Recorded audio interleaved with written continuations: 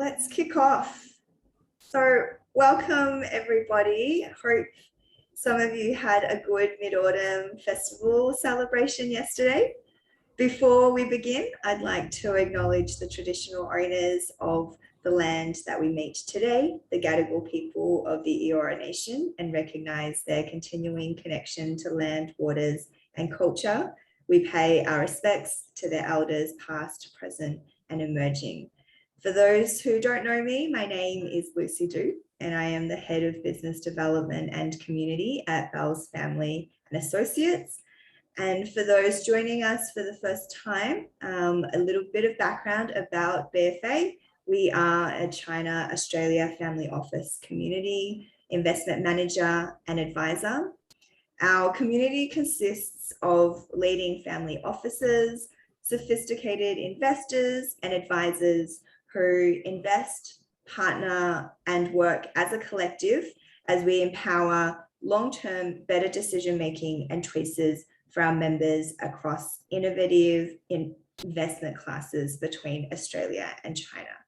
So regularly we seek to bring you, our community, insights from China, from Australia, and the rest of the world from some of our leading thinkers on key subjects. I think today's session is very timely, given a lot of regulatory and policy changes in China across the past few months, and some of the emerging headwinds within China and between China and Australia that is no doubt already impacting on consumer and investor sentiment. So today, this afternoon, we have the pleasure to invite Will Zhao, CEO and co-founder of Yaru Ventures. A little bit of background on Yaru. Yaru Ventures is an investment and advisory firm, part of the BFA group, and its mission is to help brands strategize, execute, and manage their Asia expansion. I think Yaru, compared with some other different companies, only works with premium brands who are very much aligned in their Asia thesis and is very much focused on creating a sustainable and scalable business that sees Asia as part of their long-term global growth strategy. So very much aligned with what BFA and our community is passionate about. For Will himself, he has over 16 years of experience leading the development and expansion of international brands into China and Southeast Asia. Will has spent an extensive amount of time in China. I'm sure there's a few of you who remember him from his Shanghai days. And prior to Yaru, held CEO and other executive positions at various listed and multinational FMCG, investment and consulting companies. So in addition to speaking fluent English, Mandarin and Shanghainese, Will's background spans e-commerce, finance, distribution and sales. And so before we begin today, just a few notes of housekeeping. The session will be recorded. We do have Mandarin interpretation available today, so please toggle the language button on the bottom of your screen to switch to Chinese. And if we do discuss anything specific to investment opportunities or products, do not take any of that as investment advice.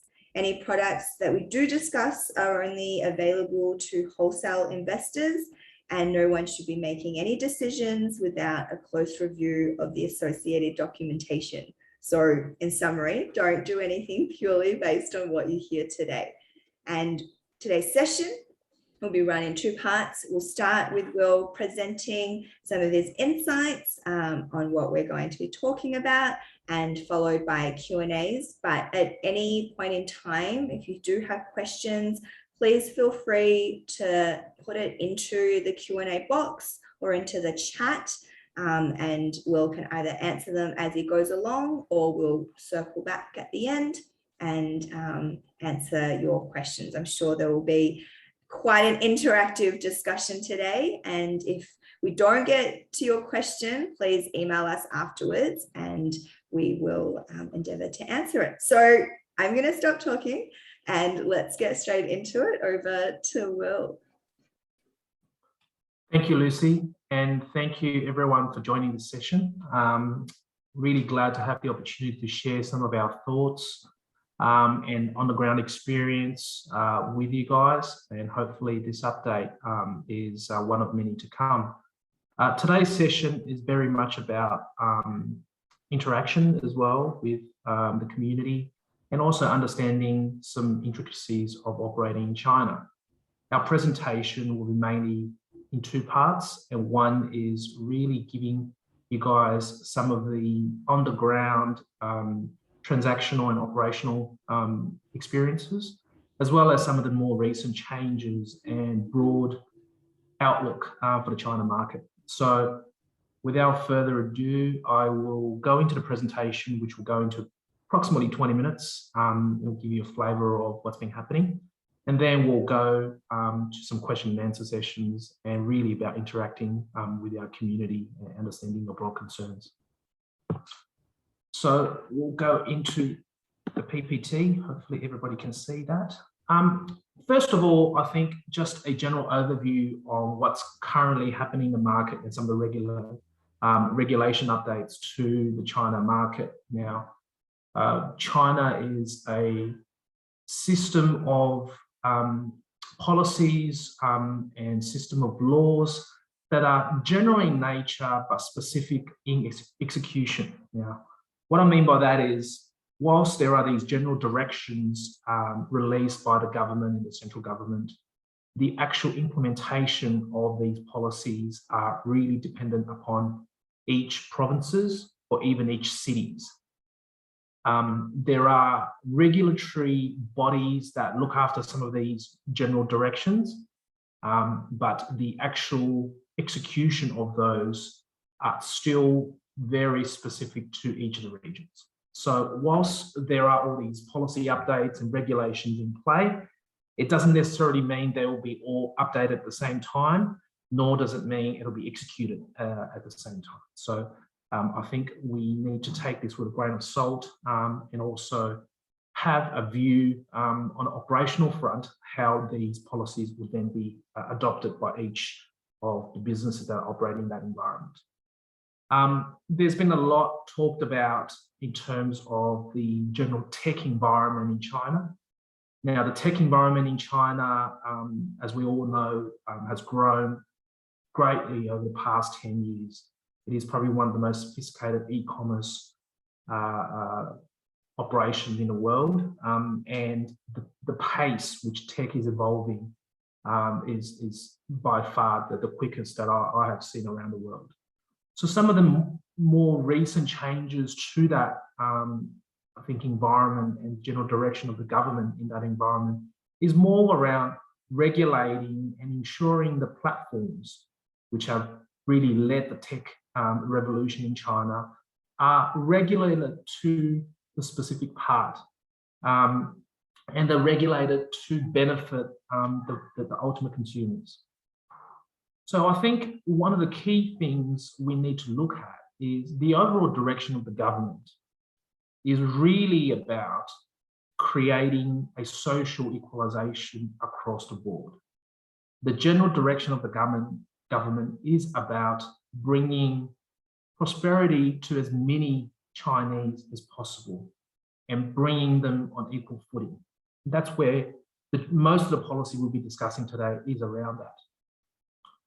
The e-commerce policy update, you know, the prohibition of unfair competition, anti-monopoly rules, the illegal e-commerce pricing, the regulation of e-commerce platforms opening each other up to competition, the tightening of the privacy policy with e-commerce operators is all really aimed about trying to provide a fair and competitive outcome for the Chinese consumers. What we have seen in the past is that the large e-commerce players, mainly Alibaba, Tmall, and Taobao, and JD.com, really dominating that space and not really allowing too many other small competitors in that space to get a foothold. What the new policies are trying to direct is opening up those platforms to each other to a degree, and allow suppliers and brands which have been selling on those platforms to have a greater control of their own products, ensuring pricing is fair, ensuring that the data that have been flowing through are able to be captured and regulated, and also allowing a fairer competition amongst these giants. And we have seen over the last probably 12 months that the government has imposed big fines on those platforms for or for monopolistic behaviours, and thus implementing some anti-monopoly and really executing that anti-monopoly policies. On an operational front, with these new policies in place, we have seen a shift, if you like, from some of the traffic numbers on Tmall global platform, and a gradual sort of decrease in overall decrease in GMV output from those platforms. Now, it's hard to say whether this is the result of the anti-monopoly policies being implemented, because at the same time we are having COVID issues, there's a general downward sentiment across consumers. So this could be a combination of things. However, we believe going forward, the platforms would certainly be competing at a more equal level, and they will be, amongst other things, trying to bring out new and more innovative technology to woo consumers. On the front of China itself, there's been a lot of sort of general murmurs about how China is trying to become more nationalistic, and that is true. China is always trying to become more nationalistic with a population of 1.4 billion people. But that doesn't mean China itself is trying to close itself to the foreign world, to the Western world.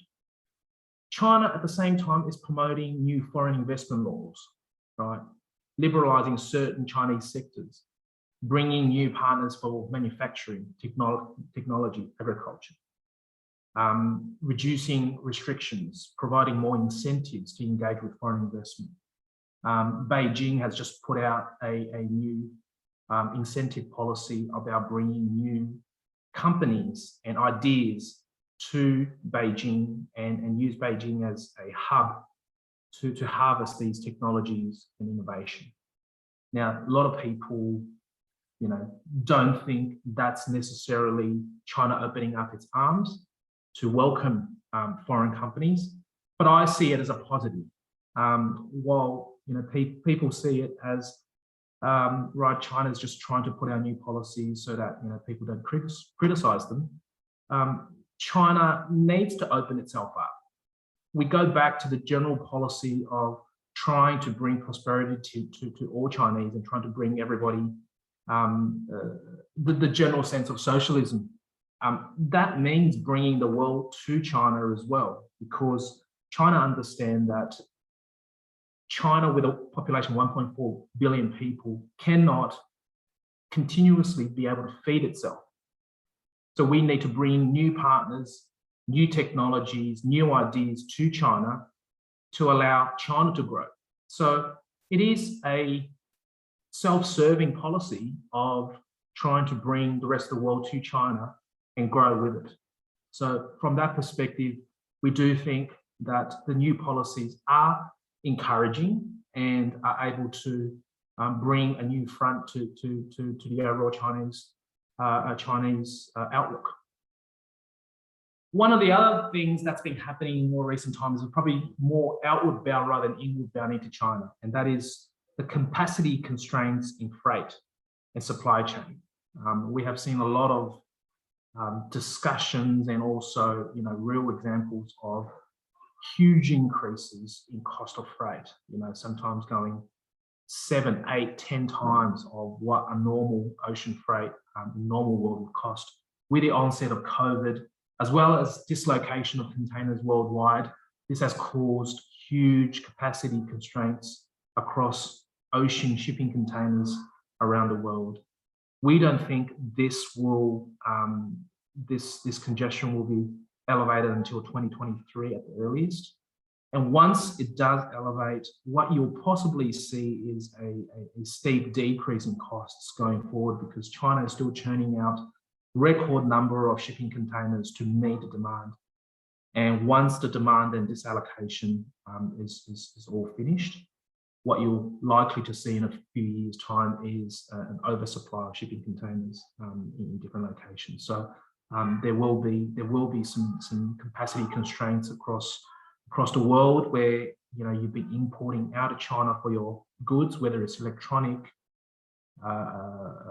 fashion, or various other products. So we do see that as a bit of an issue going forward. And if you're currently buying goods out of China, I would suggest that you would need to plan very carefully for your supply chain over the next 12 to 18 months. And in some of the more recent headwinds, I think, and that's only recently been happening over the last month or so. Three key things I call out that could potentially have an impact on the way we do business in China and how we do business in China. And one of it is obviously the new wave of COVID-19, the Delta strain.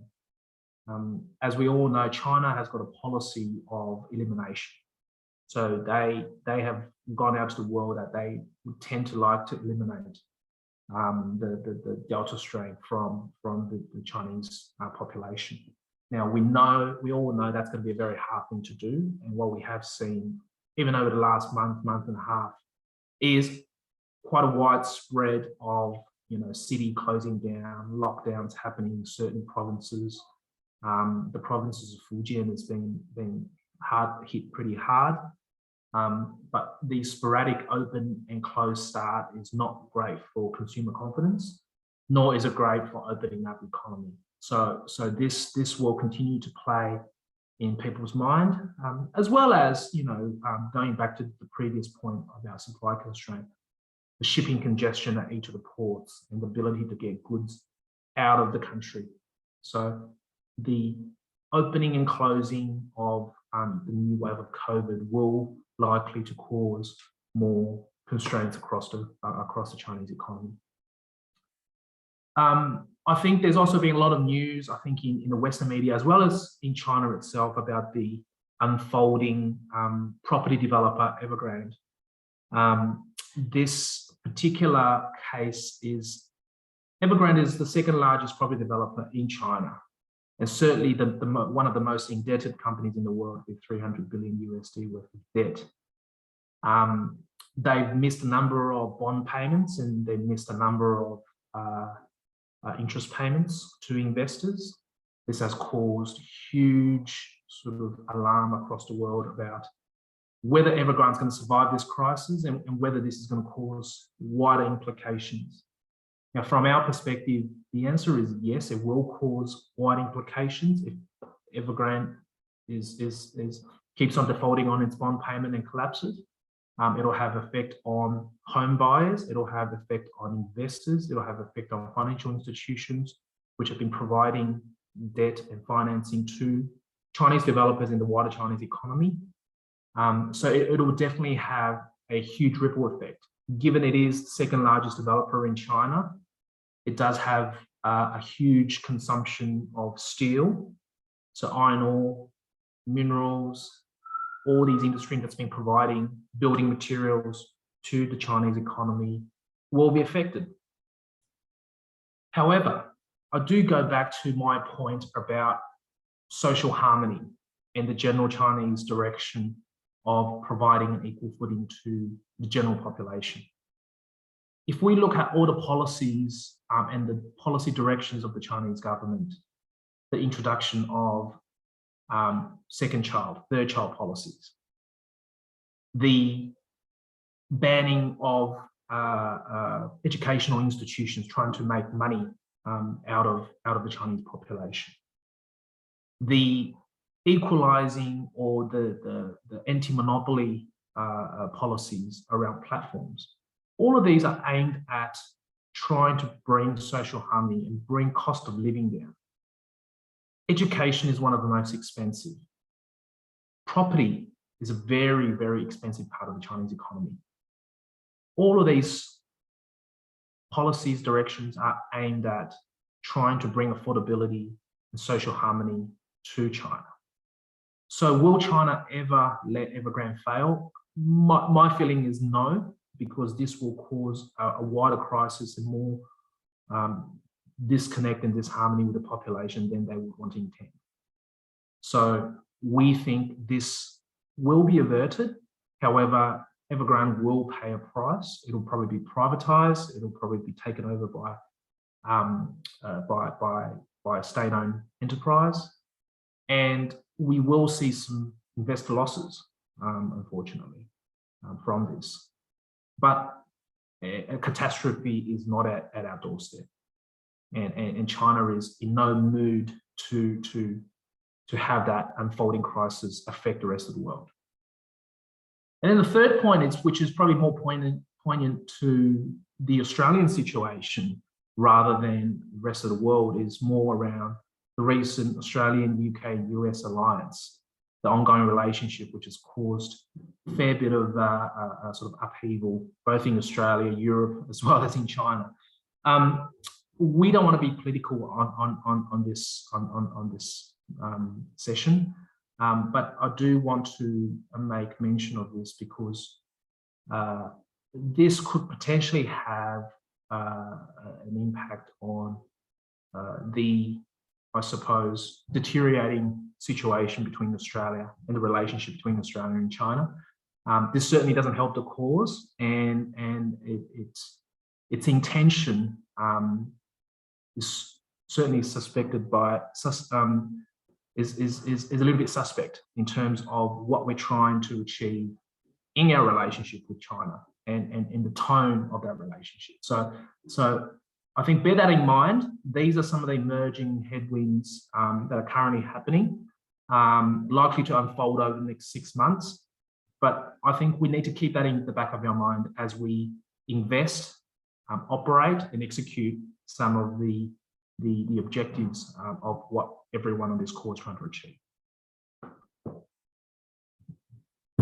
Now to some China trends. I just want to draw everybody's attention to some of the things that have been happening in probably the last 12 months in China, and how we need to position ourselves as a brand, as an investment partner, as a company going into China, what some of the things that have been happening. Now, China is very much being separated into two consumption groups. Those that are computer literate, use internet as their basis for shopping, and able to accept new things. The other group are probably a little bit older, not as computer savvy. They're trying to be more computer savvy and like to shop offline, into supermarkets, buy things, go to shopping malls. Those two groups are converging with the onset of COVID. They are becoming more towards the trendy end of town, which is using the internet, e-commerce to do their shopping, and are becoming more conscious of the various different health habits and trends that are becoming more and more evident in the Western world. So we look at the enthusiasm for brands from home and abroad. There's been a huge push within China that national brands, what we call national champion brands within China, are becoming more and more prominent. Their qualities are improving from years ago. Their prices are competitive. Their adaptation to the Chinese taste, price, and trends are becoming more and more evident. So compared with international brands, the transaction volume growth of Chinese brands is actually 6% higher.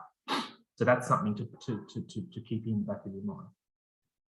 Generation Z, which is the millennial, which is the young and millennials that are currently shopping in China, is becoming the main force of consumption in the market. Certainly, they are more generous with their money. They don't save as much, and they like to try new things. They are the largest demographic group in the world with a total consumption of $620 billion.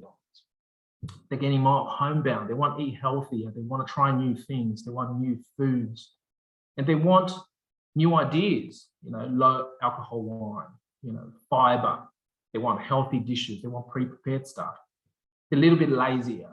They're not as active, or they sometimes being forced into non-active situations. They want to be healthier. Onset of COVID certainly pushed the agenda more and more down towards that path. We look at the purchasing habits, having better quality snacks. The new generation is also caring more about vegan. They're more eco-friendly. They're more organic. They're more accepting of that.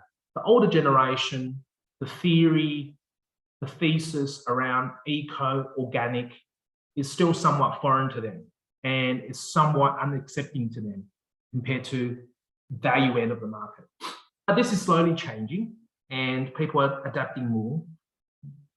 Please don't ignore that fact that those people are learning more and more with the onset of COVID and trying to become more healthy.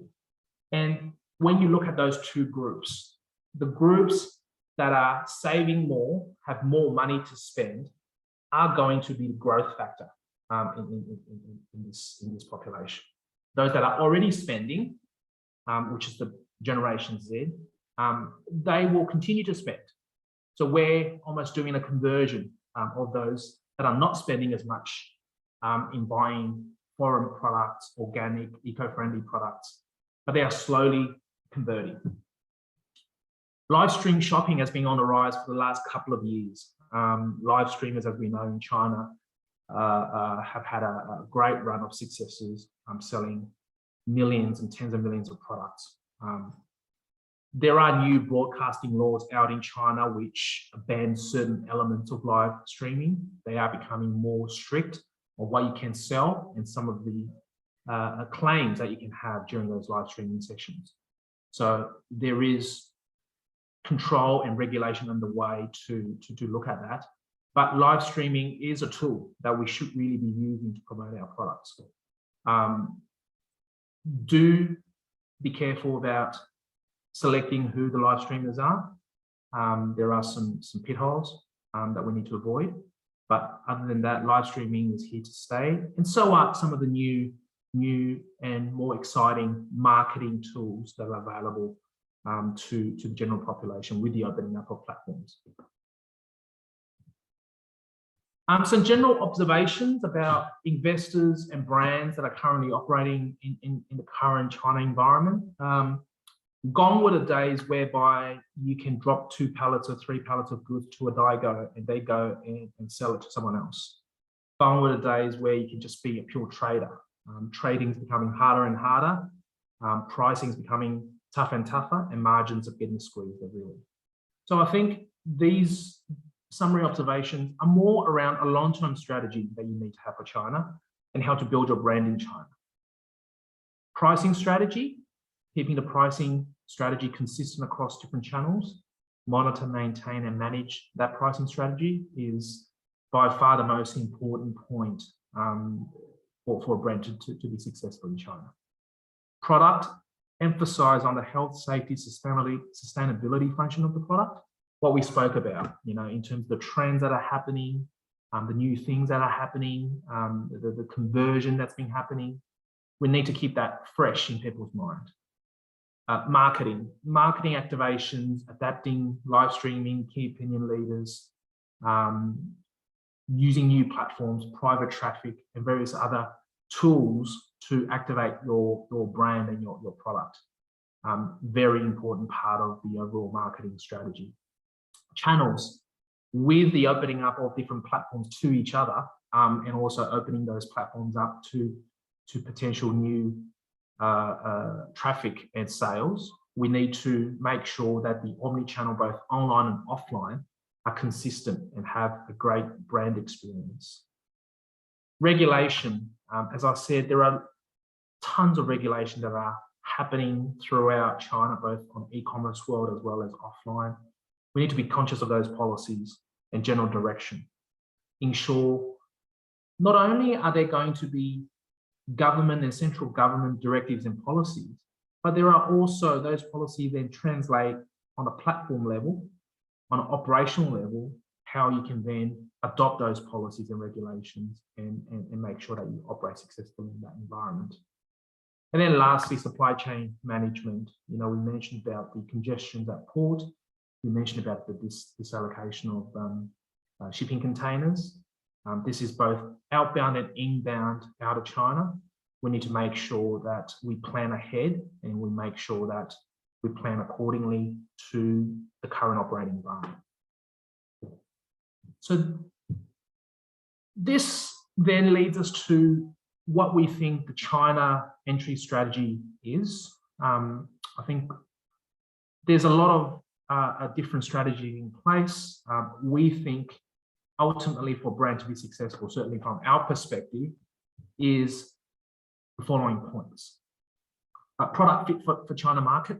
I mean, without a doubt, one of the most important things, and for any market, you know, it has to be a product fit for the local population. Omni-channel marketing, online, offline marketing has to be sustainable. You have to have a proper strategy in place to implement those. Innovative ways to align with local culture, you know, special norms, customer shopping behaviors, and then emphasize, you know, the product's unique digital activation points, building the brand, and then seeking a wider distribution partners to broaden the brand and its reach. And that's it for the presentation, Lucy. Perhaps we can have some interactive discussions around some of those points that's been raised. Yeah, great.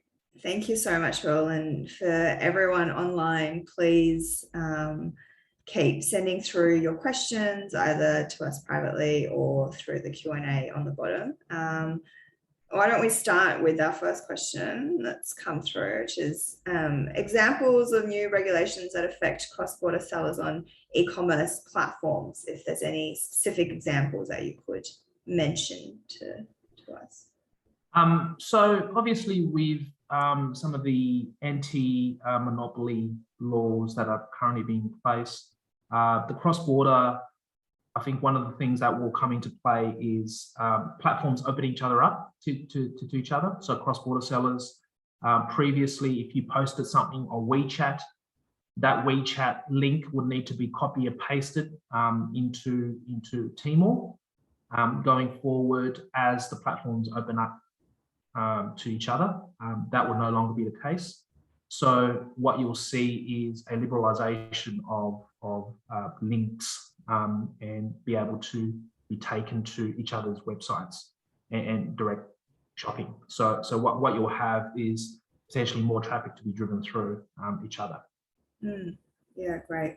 And I think one of the things that, you know, from the latest news with Evergrande and others and just COVID Delta strains, the biggest thing that you see in the numbers is, you know, Chinese retail sales plunging below the trend. You've got consumer sentiment really kind of not being able to keep up. So how does that, you know, kind of impact on brands, Australian brands, international brands looking to tap into this growth market, and also as an investor, perhaps looking at some of these companies who are relying on, you know, an Asia strategy for their global long-term growth? Yeah, very, very interesting question and certainly topical. One of the things you should be looking at really is, it's true, in terms of growth, in terms of consumption levels, they are down.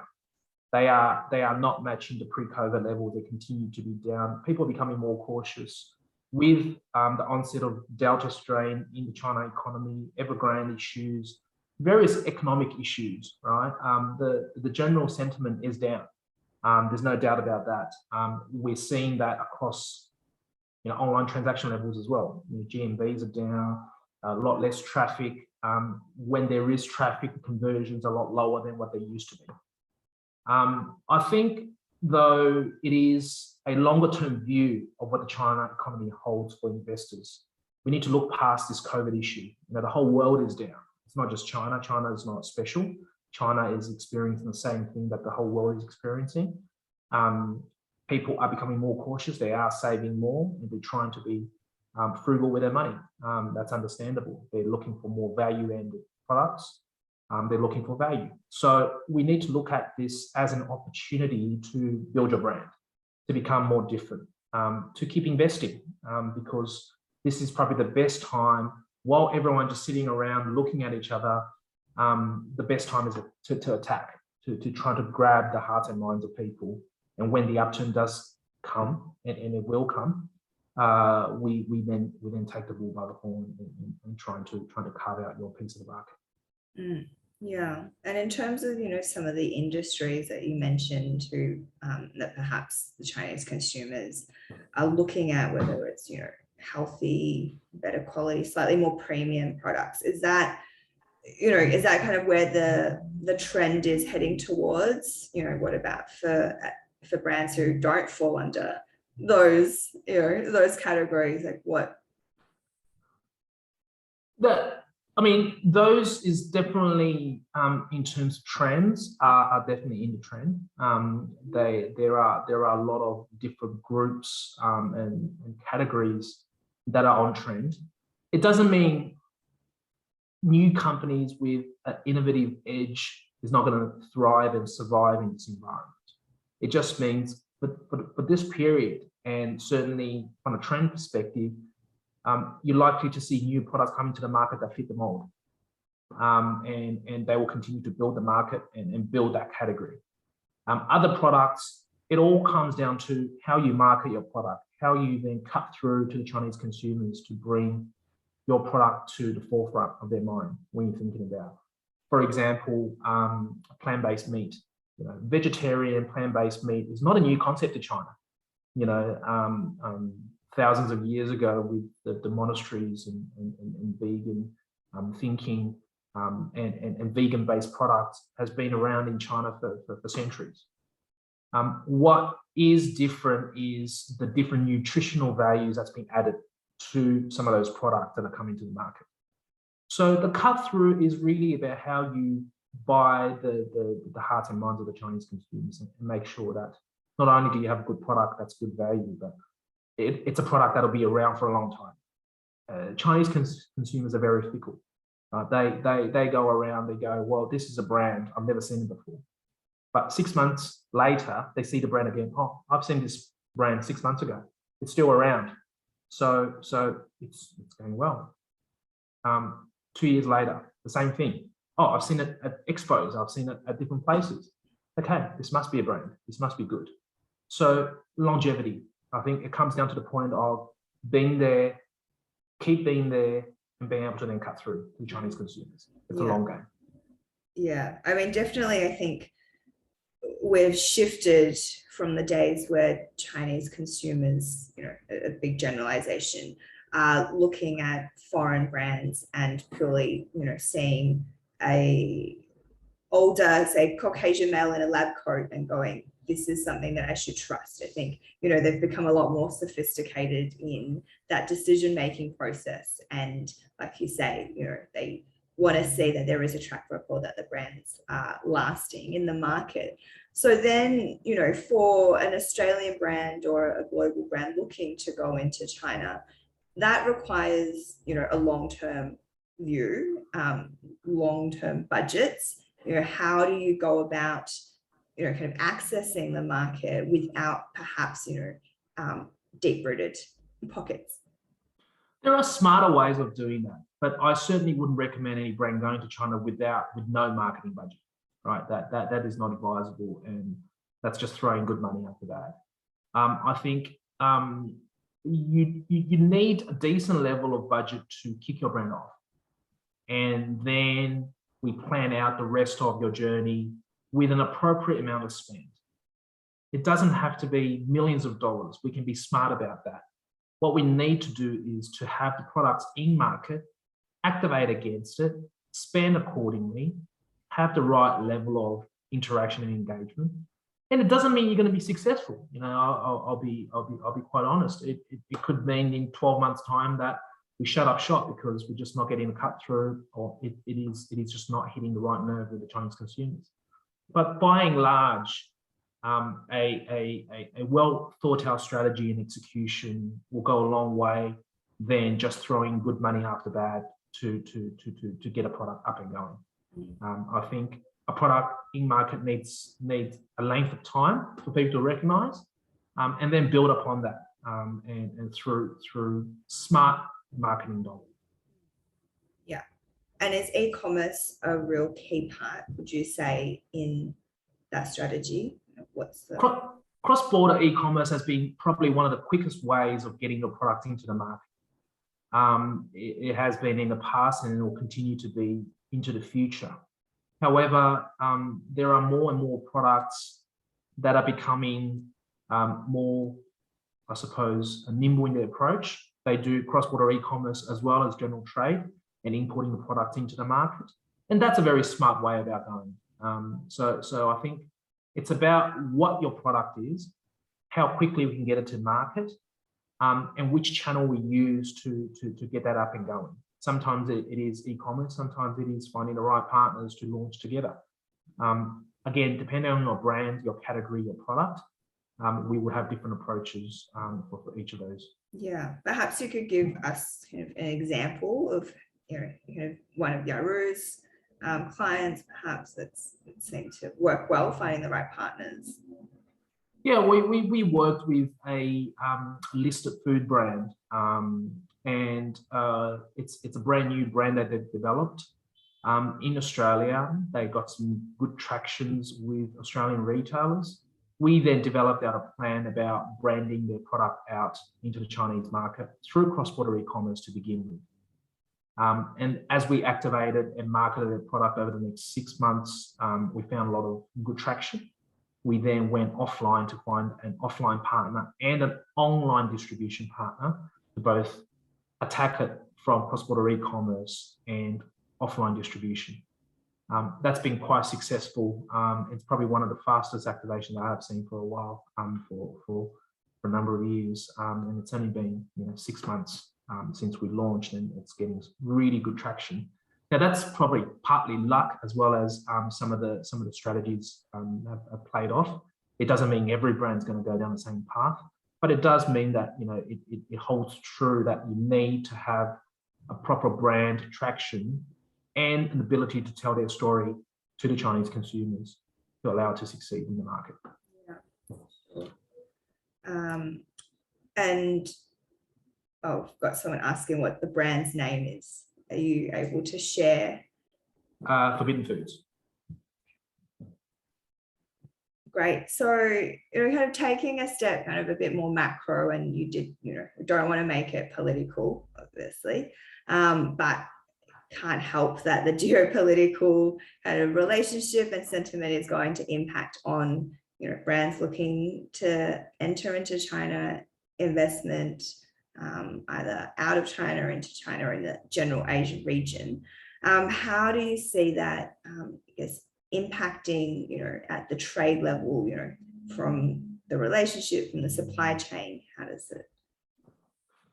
Obviously, there's been a lot of news in the media around China-Australia relationships. We know the wines are now banned in China, or huge tariffs are placed on it for it to be uncommercial to bring wines to China. There's been a lot of agriculture and commodity products that have faced the same issue. On an operating level, look, most of the brands that we work with are not big enough to register on the radar in terms of the big commodity plays that's currently being hit. China has got 1.4 billion people. China's internal production of food and beverage products cannot sustain itself for the population and for the growth it's anticipated. They will always need a big food nation or number of big food nations to supply goods. You'll always see China going around and working with partners to secure their supply chain of food for its own people. We see the political risk as one that will cause short-term anxiety and issues for imports, for the relationship, for getting products to the market. But again, longer term, we need to stay the course and prove to China, as well as other regional partners, that we're not someone who meets a problem and just run away, and we just have to tackle it head on and solve the problems. Business will be business. We'll think of innovative ways to work it through, and we have to prove that the business environment is stronger than the political maneuvering that's happening on both sides.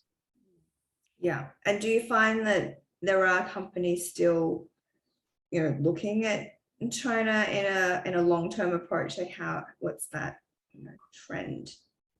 Yeah, we're still probably receive daily requests on what should we do about China. There are certainly a lot of trepidations between companies thinking about entering into China, and there is a level of risk. There's no doubt about that. There's a level of risk, but so is entering the US, so is entering the UK. Every Western nation, there's a risk. I don't think the risk is any elevated in China than it is to enter any of the Western worlds.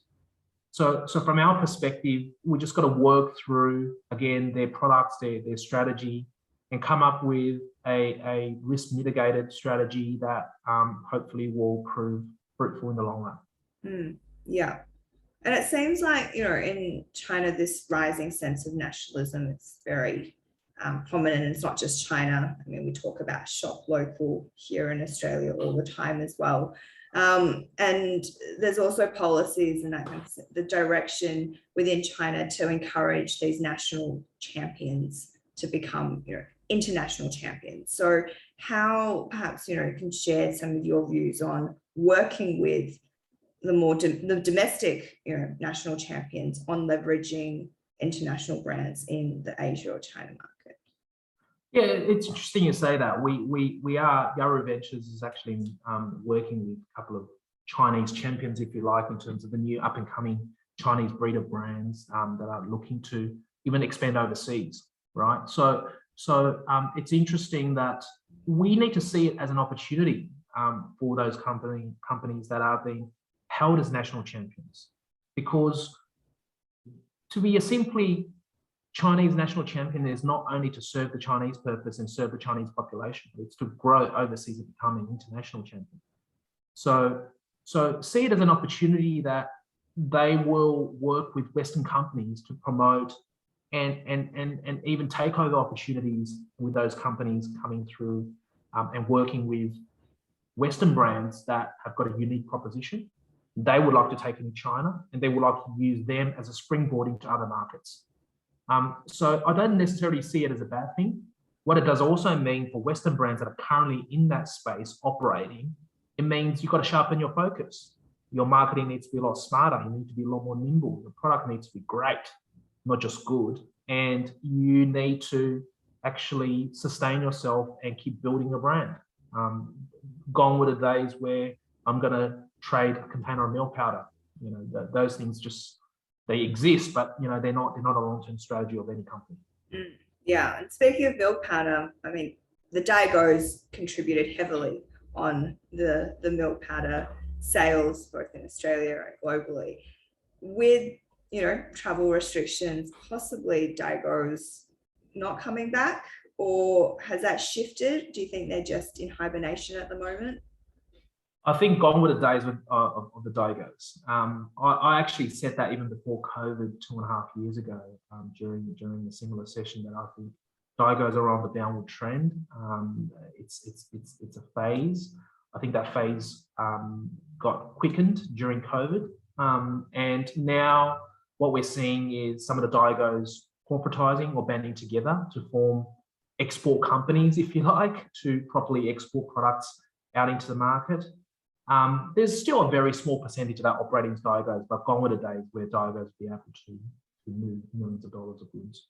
What we need to really think about is how to build your brand rather than just selling it to someone who you don't know who they're selling it to, and move so many sets of hands. Yeah. Gone were those days. Definitely. And for brands based outside of China who may not have a China, on the ground presence, I think, there's always been a big push to suggest that it's better to have someone on the ground there for your company. Just it's better to do business in China. Is that still the case of people shifting and moving away from that given COVID and those trends? The answer is probably yes and no. I mean, for you to have someone really on the ground, I think you need to have a proper business. You need to have a business that's turning over money, that's turning over products in a fairly significant volume. There's no point establishing a China team without having a proper business there, because I think you'll be burning a lot more money than you would simply just spending marketing dollars. For a new brand going to China, to build a China team straight off the bat is probably more of a risk than spending money on marketing. The onerous requirements of Chinese companies or foreign-owned, what we call them WOFIs, wholly owned foreign enterprises, it's onerous, and the requirements to keep up is onerous. So without having a proper strategy in place and proper business in place, I would certainly advise against that until you've built a significant scale and is able to operate in that environment. Then I would then think about having a proper process in place. Yeah, definitely. If anyone has any more questions, please feel free to post it in English or Chinese in the chat. I want to spend the last few minutes to maybe talk about the investment side, and for investors looking at some of these brands and companies that have a China strategy or not have a China strategy or an Asia strategy. How would you kind of look at that from an investor's perspective? Yeah. So from my perspective, as an investor, I think every brand should have a China strategy or an Asia strategy, right? Every brand should do that. I mean, the advantages of Australian brands, especially, not just Australian brands, but foreign brands, but Australian brands, we have a number of advantages. There's 2-hour timing differences. It takes 14 days to ship from Australia to a China port. We have similar values, and there's a huge Chinese population in Australia that really disseminates a lot of information and communication across the board. What we need to think about is how we aggregate all of these advantages and really make a good go at having a proper strategy in place to execute. If you have a look at European brands that have been in China for a very, very long time, the big European German brands, whether it's ranging from car to dairy, the French brands, they have a long game. They've been there 20 years, 30 years. And now over the last 10 years, especially, they've been thriving. A great example just before the wine ban was Penfolds. Penfolds was losing money for about 10 years straight. Over the last 2-3 years, they've made all their losses back. Why? They've been there for a long time. They've been adapting to different situations. They've been working it through. And Chinese see that, right? Chinese see that 10 years ago, there was a brand called Penfolds that nobody knows.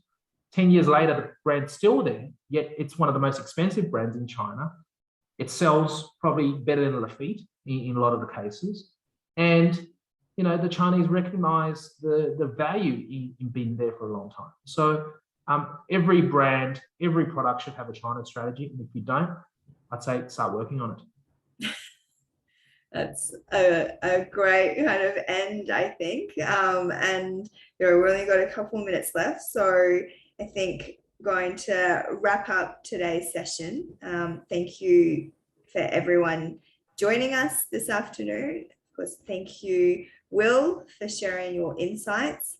And I think, we've all got some great food for thought and perhaps further questions. So please feel free to reach out to either of us if you've got any further feedback or comments or questions. I think Yaru and BFA team are more than happy to help. We're both very big on education and very big on bringing our insights from both our teams and also our community's leading thinkers on the various topics. So if you have something that you're interested in or would like to also share with the community, please again, reach out. It is about collectively empowering our community through our networks and areas of expertise. So with that, I wish everyone an excellent afternoon and hope to see you at future sessions. Thank you, Lucy.